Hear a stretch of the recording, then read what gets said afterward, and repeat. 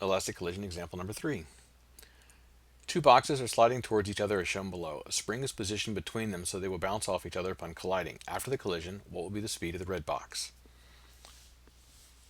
So I'm going to use conservation of momentum, and I know it's going to be an elastic collision because I have two bodies before my collision and I have two bodies afterwards. If the number of bodies before equals the number of bodies afterwards, it's an elastic collision.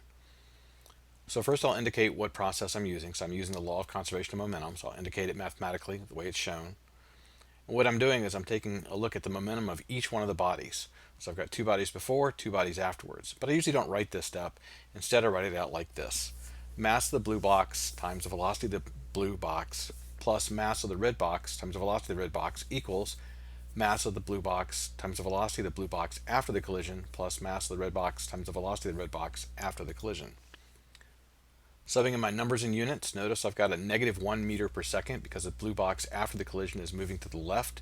So I'm assuming everything going to the right is positive and left is negative. You could reverse it if you wanted to. And then I'll get rid of my units. I'll suppress those since they all match. And when I look at this, I can see that I can divide every expression by 100.